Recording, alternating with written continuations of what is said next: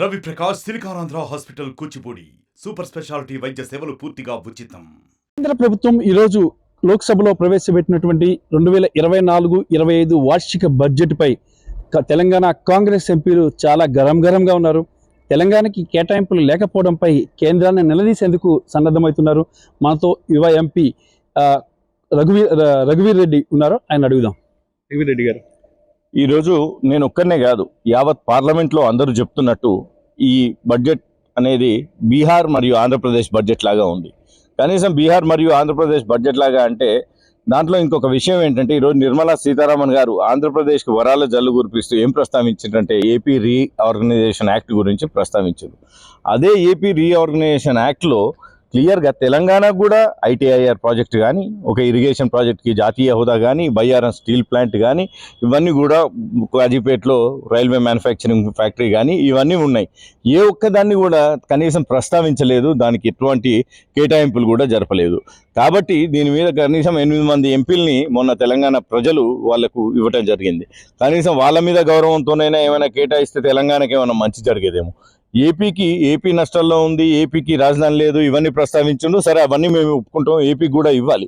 ఏపీకి ఇస్తే తెలంగాణకి ఇవ్వద్దని కాదు కదా. కానీ ఈ పరిస్థితుల్లో అంటే వాళ్ళని ఈ ప్రభుత్వం కాపాడుకోవడం కోసమే ఇవ్వటం జరిగింది తప్ప రీఆర్గనైజేషన్ యాక్ట్ ప్రకారం ఇస్తున్నాం అన్నప్పుడు అదే రీఆర్గనైజేషన్ యాక్ట్లో ఉన్న తెలంగాణకు సంబంధించిన అంశాలను కూడా ప్రస్తావించి వాటికి ఎంతో అంత అని కేటాయింపులు జరిపితే బాగుండేది.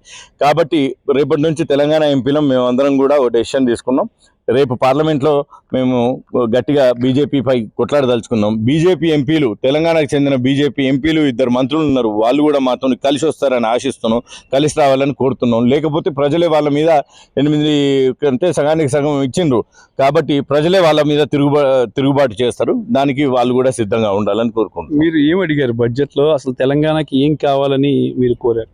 మేము బడ్జెట్లో మొన్నే ముఖ్యమంత్రి గారితో కలిసి మేము కేంద్ర మంత్రులను కలిసి రాజ్నాథ్ సింగ్ గారికి సైనిక్ స్కూల్ గురించి, అలాగే వివిధ హోదాల్లో మొన్న మాకు ముందుగానే కొంచెం సమాచారం ఉండేది ముఖ్యమంత్రి గారికి కూడా ఈ రీఆర్గనైజేషన్ యాక్ట్ ప్రకారం కేటాయిస్తున్నారని. కాబట్టి అదే రీఆర్గనైజేషన్ యాక్ట్లో ఉన్నటువంటి అంశాలని మాకు కూడా ఫెసిలిటేట్ చేయాలి అని సీఎం గారు, ముఖ్యమంత్రి గారు కూడా కోరటం జరిగింది.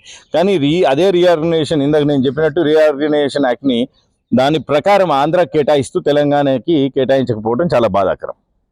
తెలంగాణకి కేటాయించాలి. మీరు మళ్ళీ మంత్రిని, కేంద్ర మంత్రిని కలుస్తారా? తప్పకుండా కలుస్తాం. మేము ఇక్కడ మా యొక్క తెలంగాణ ఎంపీలని కూడా కలుస్తాము, వాళ్ళతో కూడా రిక్వెస్ట్ చేస్తాం మాతో పాటు కలిసి రమ్మని. కాబట్టి మంత్రుల్ని మళ్ళీ కలుస్తాము, తప్పకుండా అవన్నీ కేటాయింపులు జరపాలని తప్పకుండా కోరుతాం. ఇంకా తెలంగాణ ఇప్పుడు పార్లమెంట్కి మీరు ఫస్ట్ టైం పార్లమెంట్లో అడుగు పెట్టారు. అవునండి. ఓకే, ఎంపీ ఎలా ఉంది మీకు ఫస్ట్ టైం పార్లమెంట్? బాగుందండి.